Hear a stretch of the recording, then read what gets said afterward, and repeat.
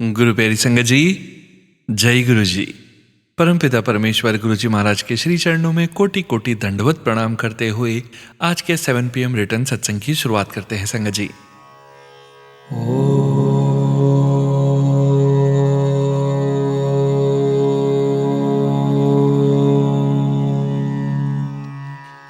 नमः शिवाय।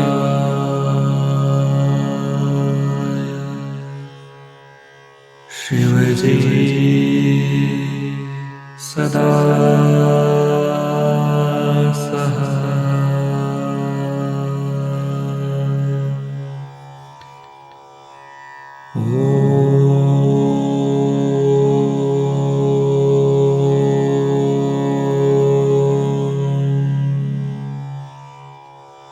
नमः शिवाय।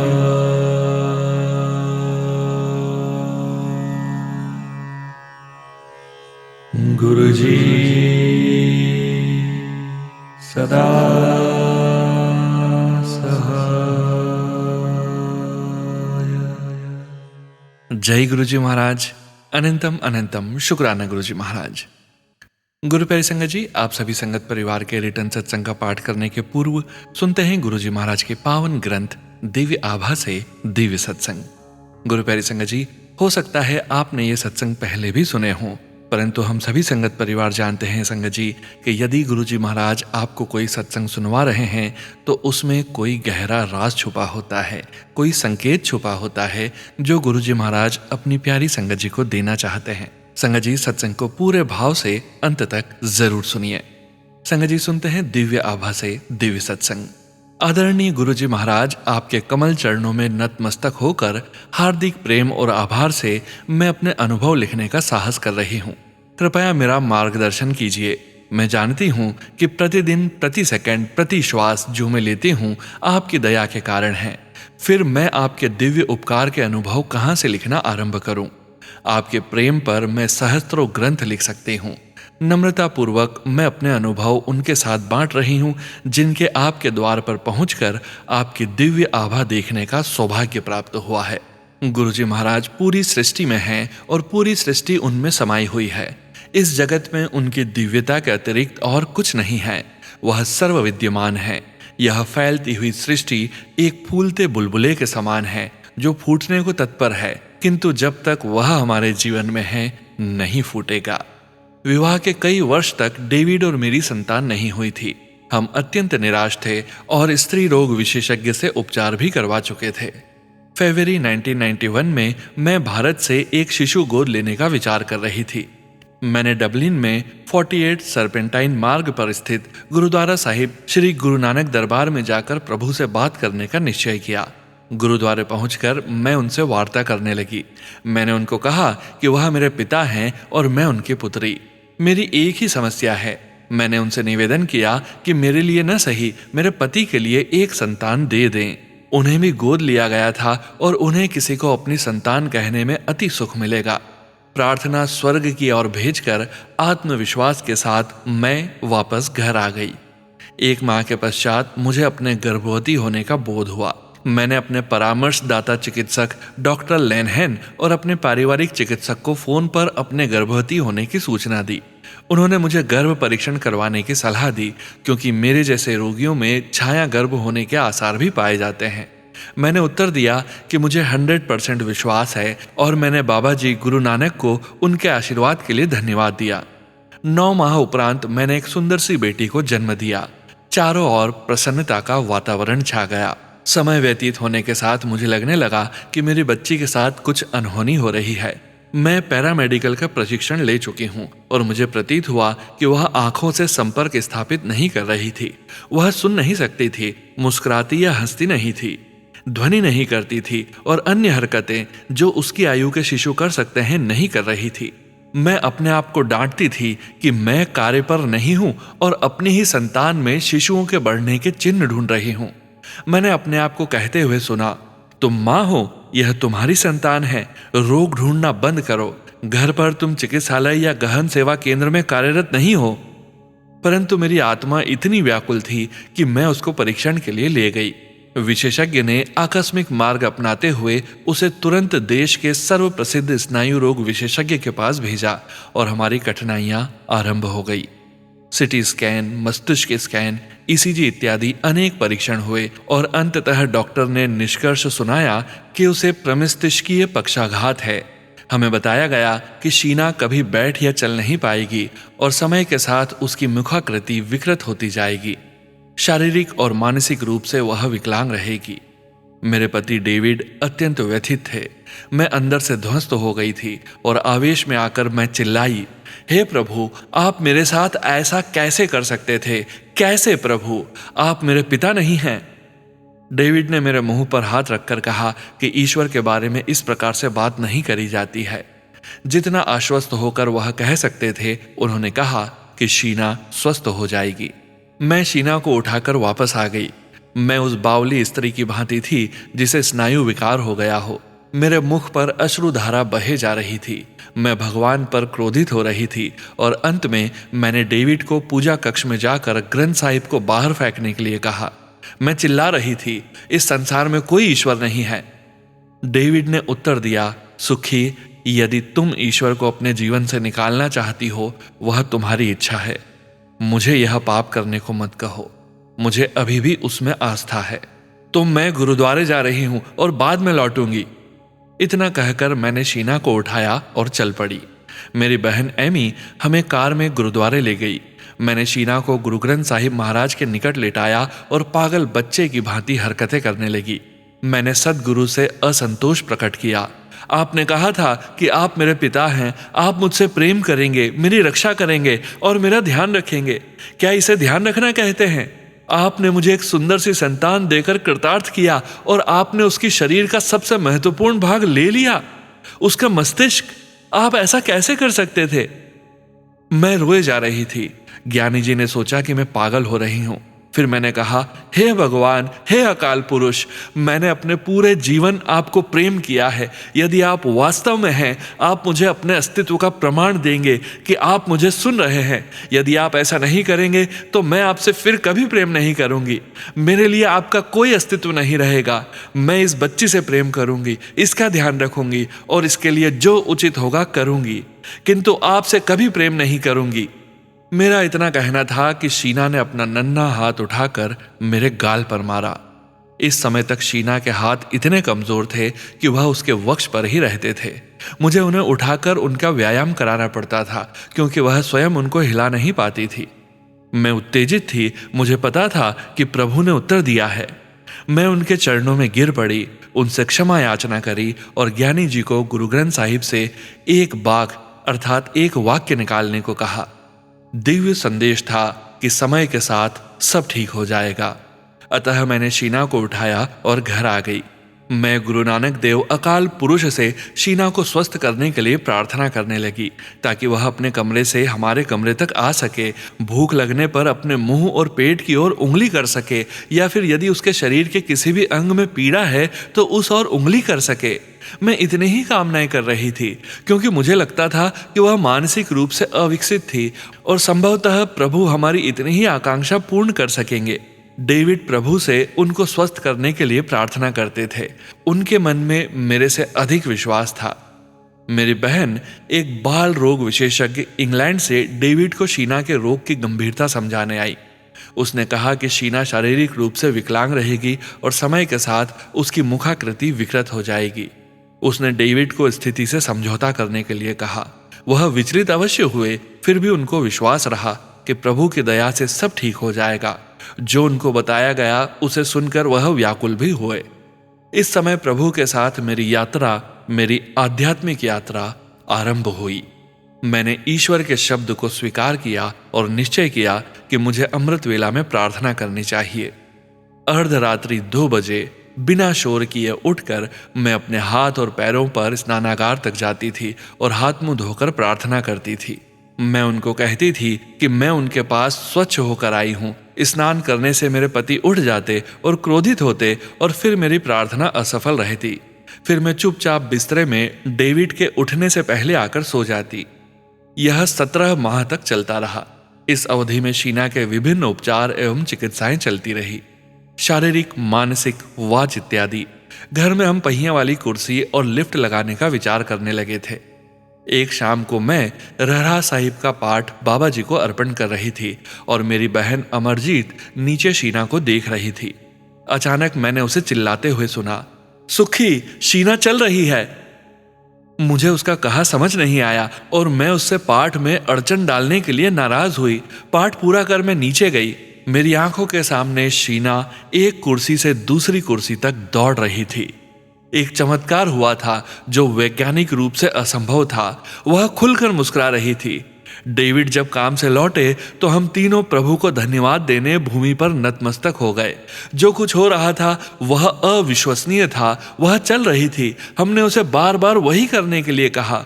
प्रसन्नता से हम रो पड़े। ईश्वर ने हमारी प्रार्थनाएं स्वीकार कर ली थी।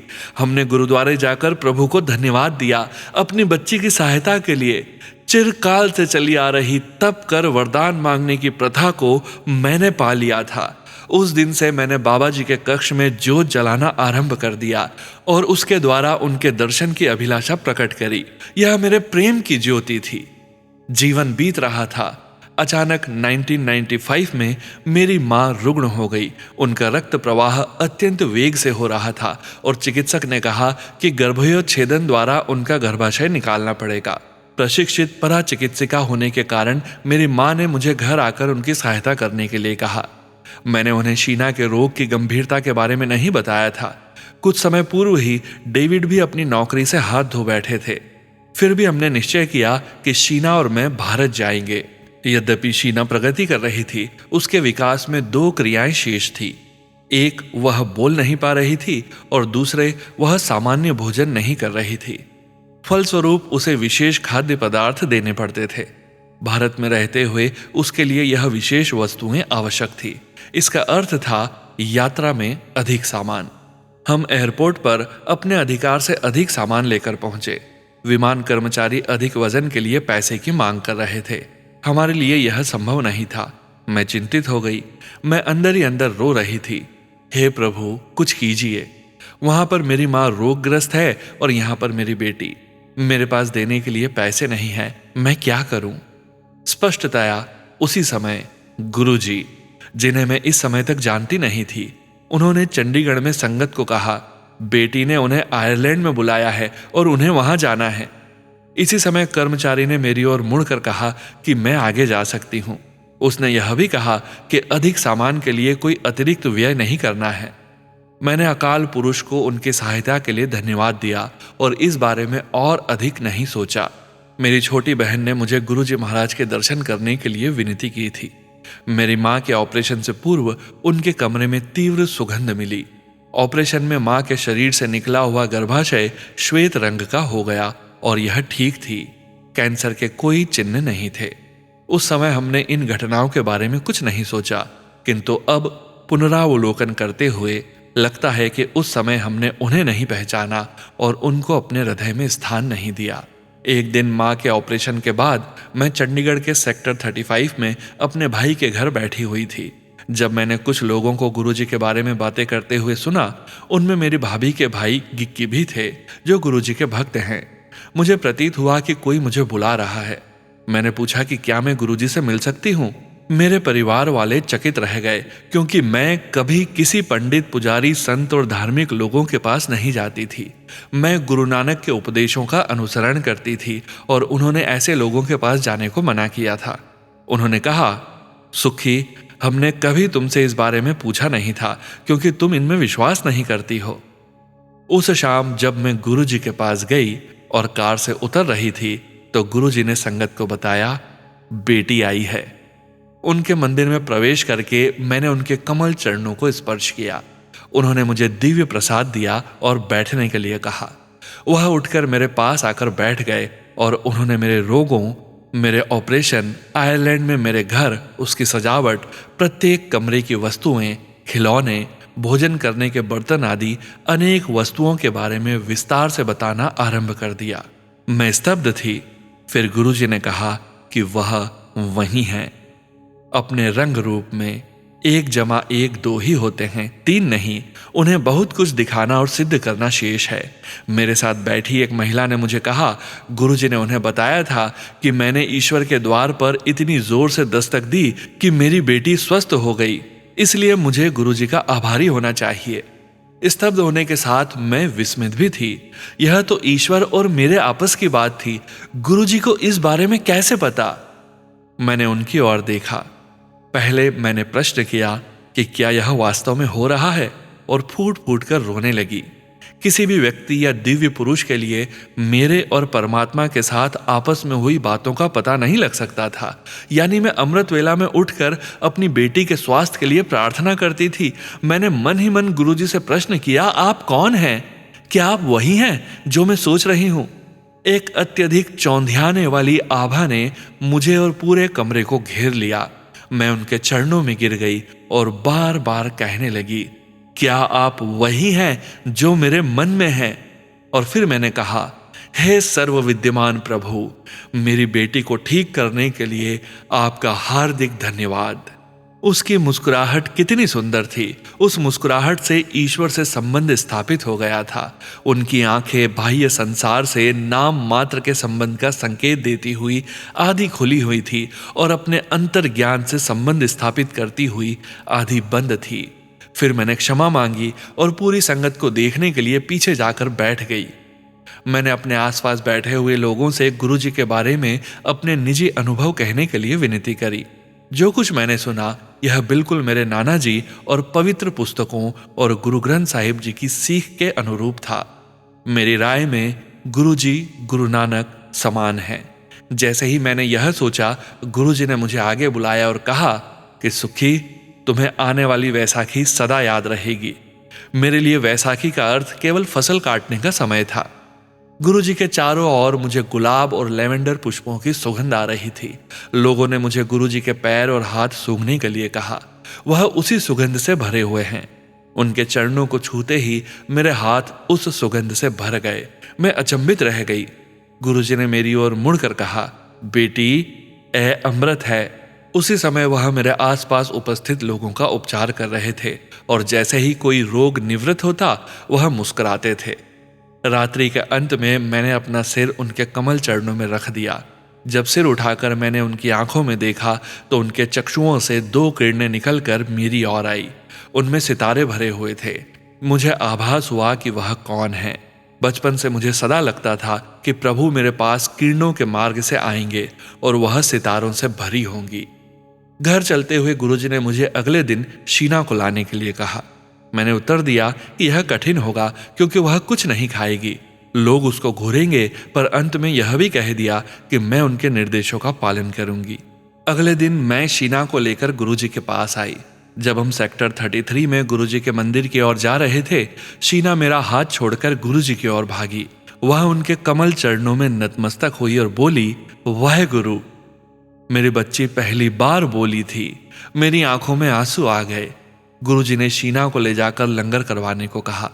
मैं उसको लंगर हॉल में ले गई और उसके मुंह में चपाती का एक छोटा सा कोर डाला जो वह खा नहीं सकी। जब हम गुरुजी के पास वापस आए तो उन्होंने पूछा कि क्या उसने कुछ खाया है। मैंने मना किया। वह बोले कि मैंने उसके मुंह में एक छोटा सा टुकड़ा ही डाला था। उस दिन से मेरी बेटी को कोई समस्या नहीं है। प्रभु के द्वार पर सब मिल गया था। प्रातःकाल गुरुजी सुखना झील के किनारे भ्रमण करने जाते थे। कार में से उनके पैर निकलते ही दूर दूर तक, जहां तक दृष्टि जाती थी, मोर जोर जोर से गाने लगते थे। गुरुजी झील के किनारे चलते थे, किंतु उनके आगे बढ़ते हुए पैर भूमि को नहीं छूते थे। बैसाखी के दिन गुरुजी संगत के कुछ सदस्यों के साथ मुझे भी गुरु सवारी बनाकर ले गए। अचानक वातावरण परिवर्तित हो गया। गुरुजी ने मुझे कहा, सुखी देख कौन आए हैं, सुखी देख कौन आए हैं। कार के शीशे से मैंने गुरु नानक देव जी और शिव जी को देखा। मैंने फिर देखा और अपने आप को चुटकी मारी, यह देखने के लिए कि गुरुजी ने मेरे ऊपर कोई जादू तो नहीं किया है। मुझे पता है कि मैंने उस दिन गुरुजी के साथ क्या देखा। मैं गुरु नानक को दर्शन देने के लिए धन्यवाद करती हूँ और उससे भी अधिक मेरी बच्ची को नवजीवन देने के लिए। मैंने यह स्वप्न में भी नहीं सोचा था कि मेरी प्रेम ज्योत से इस जन्म में मुझे बाबा जी के दर्शन हो जाएंगे। प्रसन्नता और प्रेम से पागल होकर मैं सबको गुरु जी के बारे में बताना चाहती थी और अभी भी वही कर रही हूँ। मुझे आशा है कि यह पढ़ने वाले भी सोच रहे होंगे और यह सुनने वाले भी सोच रहे होंगे, यह कौन है, गुरु जी कौन है। वह ईश्वर हैं और हमारी रक्षा करने आए हैं। उस दिन शाम को बैसाखी का समारोह था। कुछ अनुयायियों से गुरुजी ने मेरे बारे में पूछा। मैं घर पर थी। उनका अस्तित्व जानने के पश्चात मैं उनका सामना करने का साहस नहीं जुटा पा रही थी। अंततः मुझे बुलाया गया और मेरे पहुंचने पर मेरे पर प्रेम की वर्षा करी गई। मैं प्रिय प्रभु की आत्मा को देखना चाहती थी। बैसाखी के एक दिन उपरांत गुरुजी ने मुझे कुछ मांगने के लिए कहा। मैंने उत्तर दिया कि आपने मुझे सब कुछ दे दिया है, मैं ही आपको पहचान नहीं पा रही थी। उनके पुनः कहने पर मैंने उनसे अपनी बहन अमरजीत को स्वस्थ करने के लिए कहा, जो गठी से पीड़ित थी। एमी को अपनी पीड़ा के कारण काम करने में कष्ट होता था। औषधियों के साथ वह अपनी कलाई पर स्वर्ण के इंजेक्शन भी लेती थी। गुरुजी ने उसका चित्र लाने के लिए कहा। उन्होंने भविष्यवाणी करी कि वह मुझे फोन करेगी और मैं उसको सब औषधियां फेंकने के लिए और अब वह स्वस्थ है ऐसा कहूं। समय के साथ पता लगा कि गुरुजी ने यहां भारत में बैठे हुए उसे आयरलैंड में ठीक कर दिया था। अगले वर्ष अपना आभार प्रकट करने वह गुरुजी के पास आई थी। एक और घटना हुई। एक दिन गुरुजी ने कहा कि डेविड मुझे फोन करेंगे और मैं उनको कहूं कि फ्रिज काम नहीं कर रहा है और उसमें भोजन सड़ रहा है। वास्तव में उनका फोन आया और मैंने गुरुजी की कही हुई बात बताई, किंतु उन्होंने कहा कि वह घर पर ही हैं और फ्रिज ठीक काम कर रहा है। जब मैंने वापस जाकर देखा तो उसका फ्रीजर खराब हो गया था और उसमें भोजन सड़ चुका था। समय आया जब मुझे आयरलैंड लौटना था। मुझे अपने गुरु से अलग होना था। उन्होंने कहा कि वह मेरे से दुर्बोध द्वारा बात करेंगे, टेलीपैथी द्वारा बात करेंगे। मैं उदास थी क्योंकि मुझे इसका अर्थ समझ नहीं आया था। कालांतर में मुझे आभास हुआ कि वह वास्तव में टेलीपैथी से बात करते हैं। मैं उनसे बोलकर बात नहीं कर सकती थी। यदि कोई प्रश्न पूछती तो वह उसका उत्तर देते थे। जिस दिन मुझे चंडीगढ़ से चलना था, हम रात को 2 बजे झील के किनारे घूमने गए। कोई मोर नहीं गा रहा था और हम उस शांति में झील के किनारे चल रहे थे। चलते हुए झील के किनारे सड़क का अंत आ गया तो मैंने गुरुजी से अपने हृदय में प्रश्न किया। मेरे उत्तर का क्या हुआ? अकस्मात एक मयूर गाते हुए सुनाई दिया। गुरुजी मुझे देखकर मुस्कुराए। मैं फिर भी नहीं समझी और डलबिन के लिए चल पड़ी। गुरुजी के अत्यंत याद और कमी के साथ अगले दिन प्रातः मैं प्रार्थना करने लगी तो उत्तर मेरे सम्मुख था। खिड़की पर बैठा एक मोर गा रहा था। मैं रो पड़ी और अब जब भी गुरुजी आसपास होते हैं तो अक्सर मोर के गाने की ध्वनि आती है। अन्य अवसरों पर उसके पंख मिल जाते हैं। मेरे आयरलैंड लौटने पर एक और अद्भुत अनुभव हुआ। यह मेरे पति से संबंधित है, जो प्रारंभ में गुरुजी पर विश्वास नहीं करते थे, किंतु अंत में उनसे मिलने भारत आए थे। उन्हीं के शब्दों में 1995 हेमंत ऋतु मैंने एक कंपनी के सूचना प्रौद्योगिकी विभाग में एक नया उपकरण बेचने के लिए काम करना आरंभ किया था। क्योंकि तकनीक नई और महंगी थी, मुझे पता था कि इसको बिकने में समय लग सकता है, किंतु सफलता की आशा अवश्य थी। एक दिन मैंने डलबिन के एक संस्थान में जाकर उसका प्रदर्शन किया। ग्राहक खरीदने को तत्पर था, किंतु अपनी मात्रा नहीं बता रहा था। उसके बाद जब मैं एक पुल के ऊपर से जा रहा था तो मैंने गुरुजी को पैदल यात्रियों के पथ पर नीली डेनिम की जीन्स और नीले रंग के टी-शर्ट में देखकर आश्चर्यचकित रह गया। मैं इतना चकित हुआ कि मैंने कार को मोड़कर उनको फिर से देखने का प्रयास किया, जिससे मैं उनको आदर दे सकूं, परंतु वह अंतर्ध्यान हो चुके थे। मैंने घर जाकर सुखी को इस घटना के बारे में बताया। गुरुजी डलबिन आए थे। इस घटना से मुझे विश्वास हो गया कि मैं वह उपकरण बेच पाऊंगा। कुछ ही सप्ताह में उस ग्राहक ने वह वस्तु खरीद ली। यह कंपनी की पहली बिक्री थी। कई मास के बाद डेविड को वक्ष में पीड़ा और हृदय रोग के संदेह में चिकित्सालय ले जाया गया। ईसीजी से स्पष्ट था कि उन्हें दिल का दौरा पड़ा था।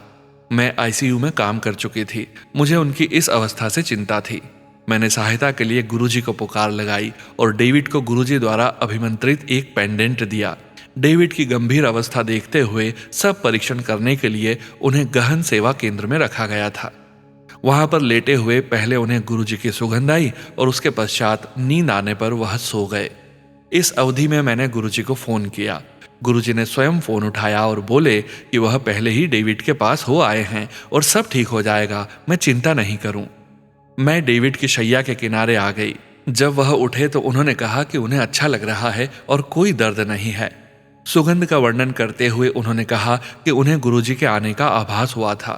अब सब परीक्षण सही आए, उनमें हृदय रोग के कोई चिन्ह नहीं थे। ईसीजी भी सामान्य था और उन्हें घर भेज दिया। उन्हें स्ट्रेस ईसीजी के लिए कहा गया, वह भी सामान्य आया।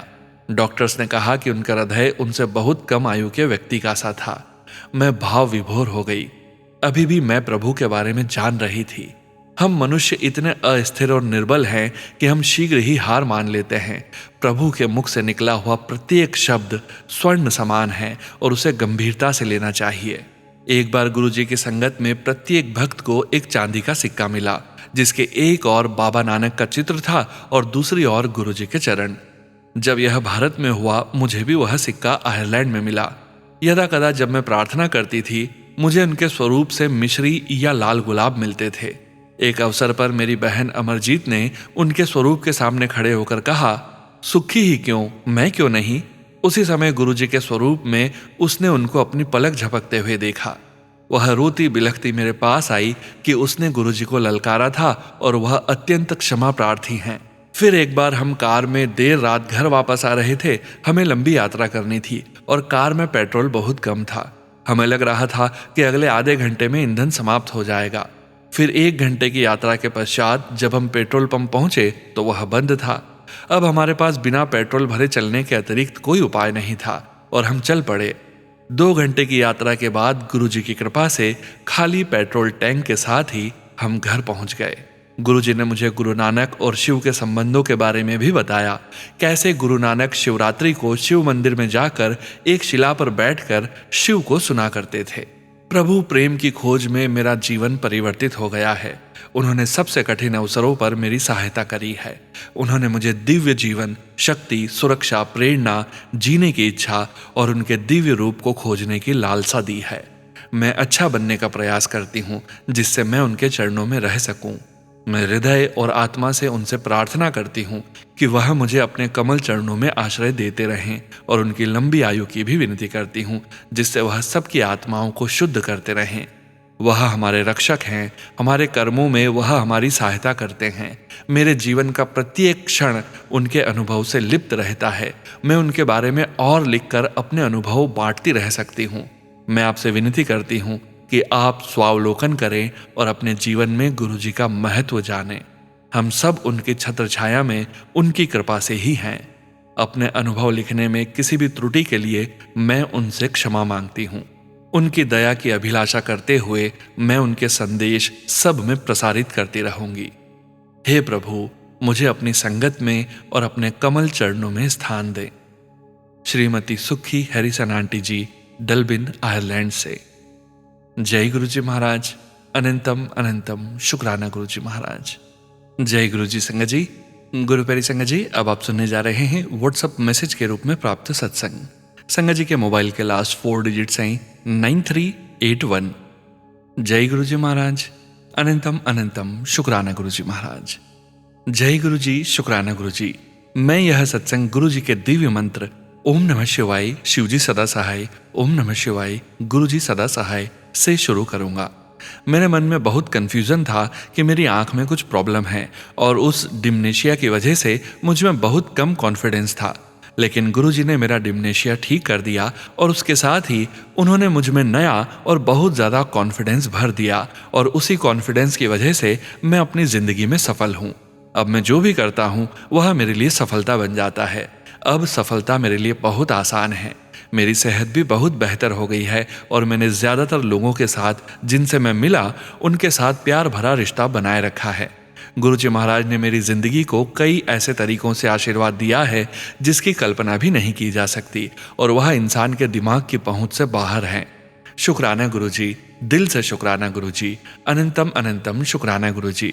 मुझे लगता है कि कोई भी आशीर्वाद मेरी जिंदगी को छूने से पहले गुरुजी हमेशा मुझे अपने दिव्य मंत्र का लगातार जाप करने में लगाते थे। ओम नमः शिवाय, शिवजी सदा सहाय, ओम नमः शिवाय, गुरुजी सदा सहाय। यह मंत्र बहुत शक्तिशाली और दिव्य है और आप इस मंत्र से कुछ भी हासिल कर सकते हैं जब तक कि आपकी किसी को नुकसान पहुंचाने की कोई इच्छा ना हो। मंत्र जाप मेरी जिंदगी में चमत्कार करता है। खुद को होश पूर्वक मंत्र जाप में लगाएं। यह सेहत और रिश्तों और लगभग हर चीज में सुधार करता है जहां भी सुधार की गुंजाइश होती है। गुरु जी की महिमा अकथनीय और अकल्पनीय है। गुरु जी अपने भक्तों से बहुत प्यार करते हैं और वह हर पल अपने भक्तों का ख्याल रखते हैं। गुरु जी अपने भक्तों का ख्याल तब रखते हैं जब भक्त सोच भी नहीं पाता कि मुझे किसी चीज का ख्याल रखना चाहिए। गुरु जी ने मुझे पूरी तरह से संतुष्ट कर दिया है और मुझे हर चिंता से मुक्ति दिला दी है। जय गुरु जी, शुक्राना गुरु जी, अनंतम अनंतम शुक्राना गुरु जी, दिल से शुक्राना गुरु जी।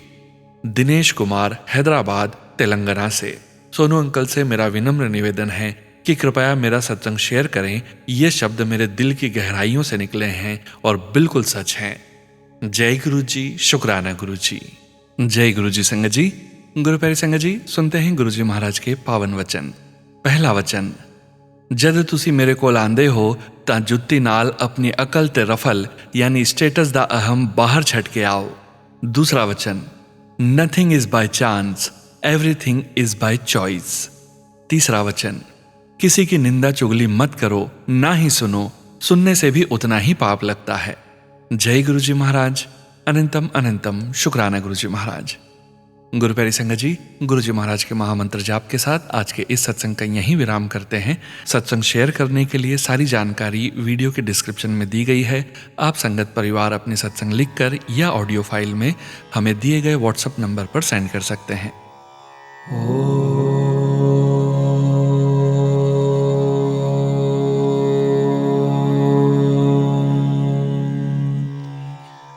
नमः शिवाय।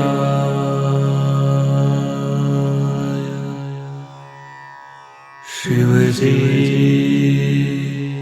सदा सहाय।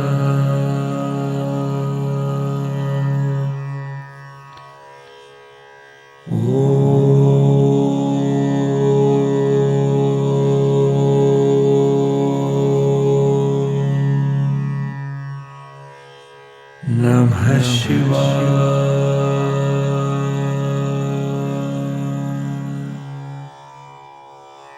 गुरु जी सदा सहाय।